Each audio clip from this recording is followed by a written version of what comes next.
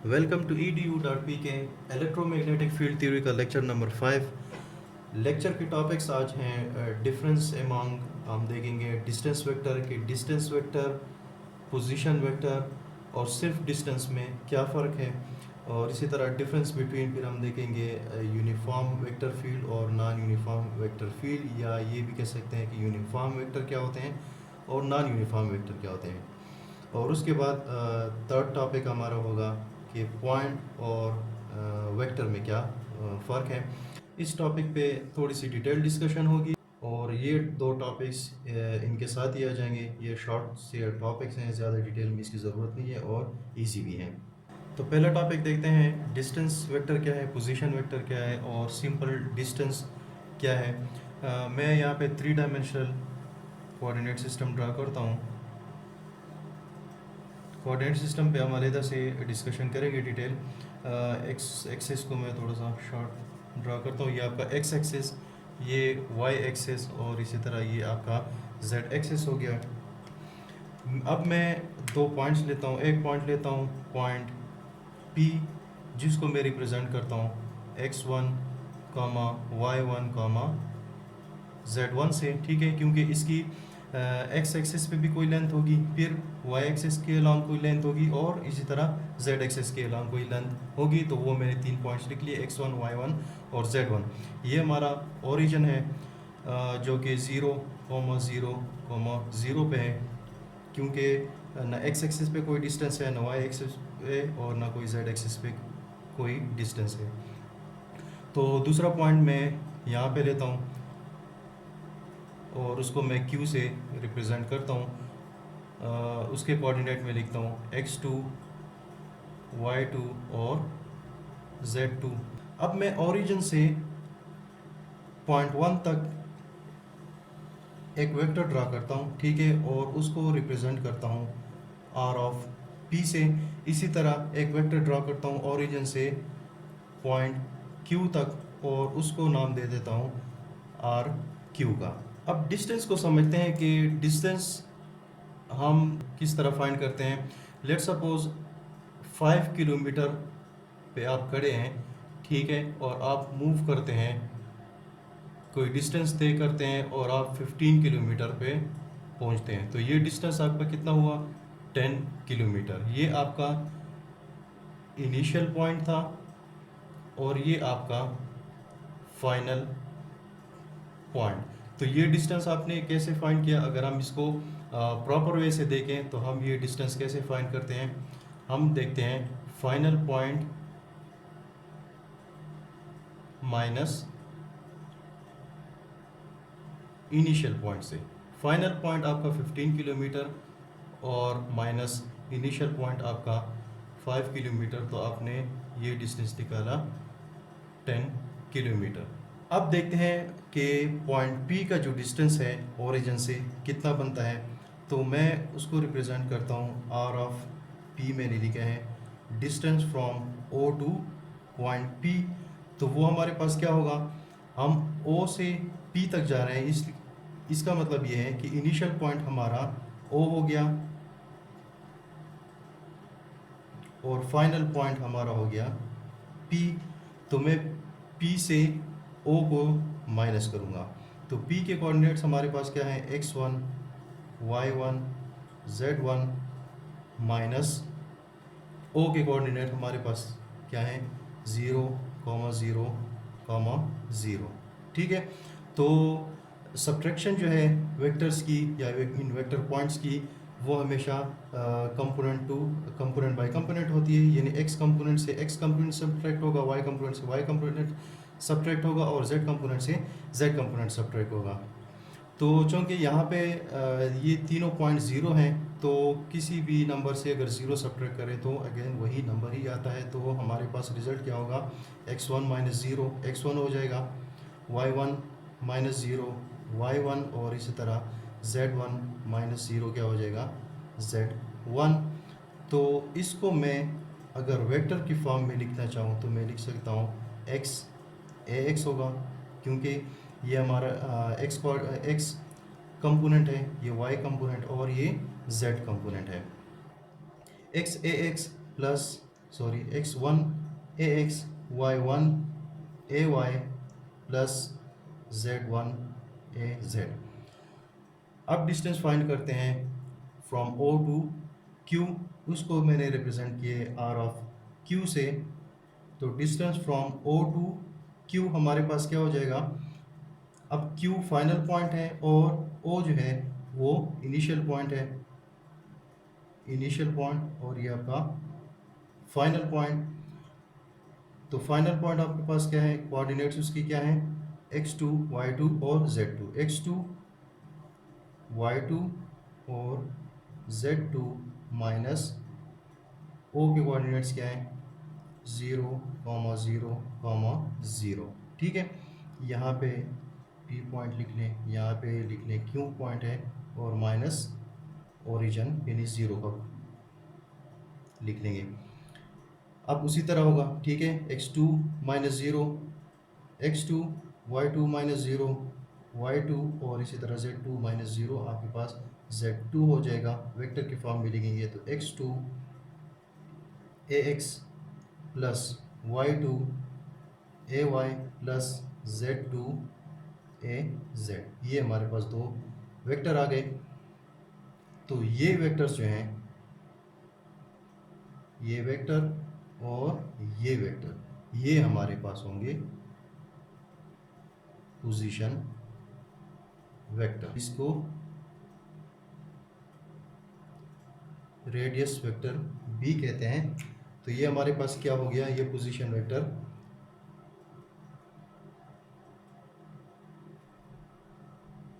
Directed distance from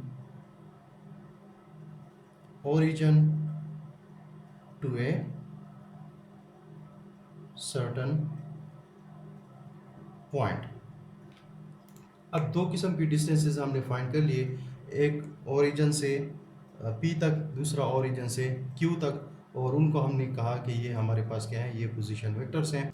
तीसरा distance हमारे पास बनता है, वो कौन सा डिस्टेंस है, वो अगर हम डिस्टेंस फाइंड करना चाहें फ्रॉम P टू Q, ठीक है, और उसको अगर हम रिप्रेजेंट कर दें R P Q से, तो R P Q हम कैसे फाइंड करेंगे, R P Q यानी P से Q का डिस्टेंस।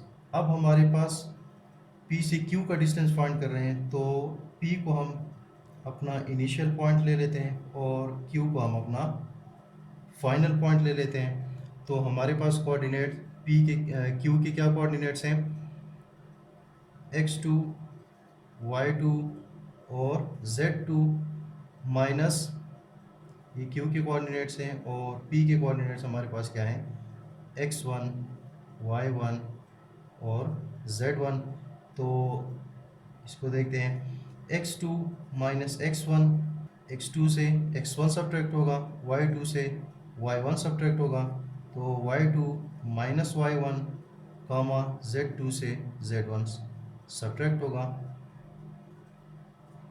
तो ये हमारे पास आ गया पॉइंट की फॉर्म में। इसको अगर हम वेक्टर की फॉर्म में लिखें तो x2 minus x1 ax plus y2 minus y1 ay plus z2 minus z1 az। तो ये हमारे पास क्या हो जाएगा, इसको हम कहेंगे कि ये हमारे पास डिस्टेंस वेक्टर है। ठीक है, डिस्टेंस वेक्टर या इसको हम कहते हैं सेपरेशन वेक्टर।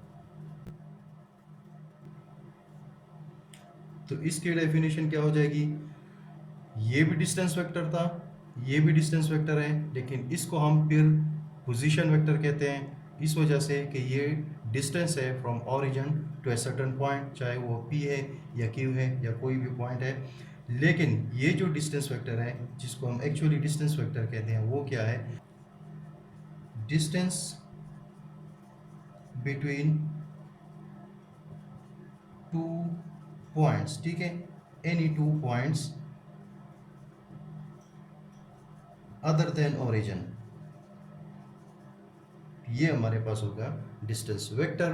और चूँकि ये डिस्टेंस ये वेक्टर की फॉर्म में है तो ये हमें मैग्नीट्यूड नहीं दे रहा। यानी अगर हम डिस्टेंस की अक्सर बात करते हैं कि डिस्टेंस क्या है, यानी डिस्टेंस को हम लिखते हैं 5 किलोमीटर, 3 मीटर या वट एवर जो भी वैल्यू है। तो इस पे आप गौर करें कि ये क्या है, ये मैग्नीट्यूड्स हैं या लेंथ्स हैं और उनके साथ यूनिट लिखे हैं। इसका मतलब ये है कि हम इस distance vector R of P Q का अगर मैग्नीट्यूड ले लें तो ये हमारे पास क्या होगा, सिंपल डिस्टेंस होगा।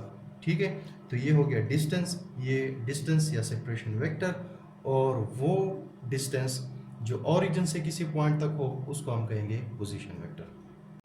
तो अपने नेक्स्ट टॉपिक्स की तरफ आते हैं। ये शॉर्ट टॉपिक्स हैं तो एक साथ ही डिस्कस हो जाएंगे कि यूनिफॉर्म वेक्टर फील्ड और नॉन यूनिफॉर्म वेक्टर फील्ड क्या है। यानी एक्चुअली यूनिफॉर्म वेक्टर और नॉन यूनिफॉर्म वेक्टर में क्या फ़र्क है, क्योंकि हम फील्ड्स को उनके वेक्टर से ही रिप्रेजेंट करते हैं। तो यूनिफॉर्म वेक्टर या कांस्टेंट वेक्टर जो है वो वेक्टर है जो डिपेंड नहीं करता स्पेस वेरिएबल पर। ठीक है, which does not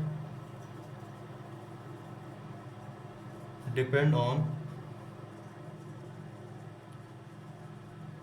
space variables, यानी x, y या z पे ये डिपेंडेंट नहीं होता।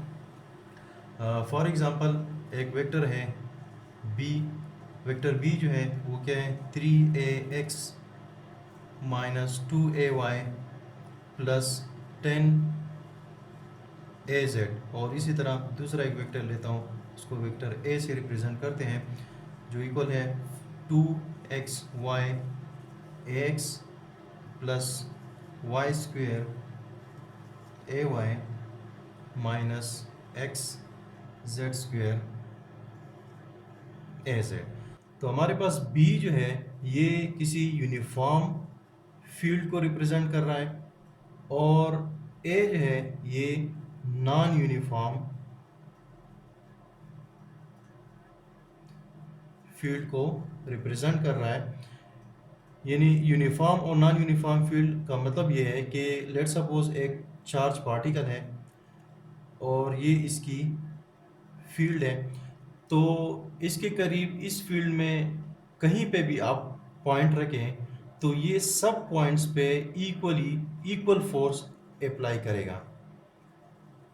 जहाँ जहाँ भी हो इसके फील्ड में, जहाँ भी आप कोई पॉइंट चार्ज दूसरा रखेंगे तो ये उस पर इक्वली फोर्स अप्लाई करेगा। तो इस वजह से हम इसको कहते हैं कि ये यूनिफॉर्म फील्ड है और ये किसी भी पॉइंट्स, किसी स्पेस वेरिएबल पे ये डिपेंडेंट नहीं है, जिस तरह इस वेक्टर में देखें। और इस वेक्टर को आप देखें, ये क्या है, ये स्पेस वेरिएबल पे डिपेंडेंट है। लेट सपोज कोई पॉइंट है 2,3,5, या इसको अगर इस पॉइंट पे देखेंगे तो इस पॉइंट को इस वेक्टर में आप पुट करेंगे, x की जगह 2 पुट करेंगे, y की जगह 3 पुट करेंगे और z की जगह आप यहाँ पे 5 पुट करेंगे, तो इसका रिजल्ट कोई और होगा। और अगर लेट सपोज कोई और पॉइंट ले ले, पॉइंट Q में लेता हूँ और -2, 4 और 8 ले लें, ठीक है। तो अब इन पॉइंट्स को x, y, z में पुट करें तो इसका रिजल्ट कोई और होगा। इसका मतलब ये है कि इस वेक्टर, ये वेक्टर जिस फील्ड को रिप्रेजेंट कर रहा है वो नॉन यूनिफॉर्म वेक्टर फील्ड है, क्योंकि हर एक पॉइंट पे ये यूनिफॉर्मली डिस्ट्रीब्यूटेड नहीं है। अब आते हैं पॉइंट और वेक्टर की तरफ।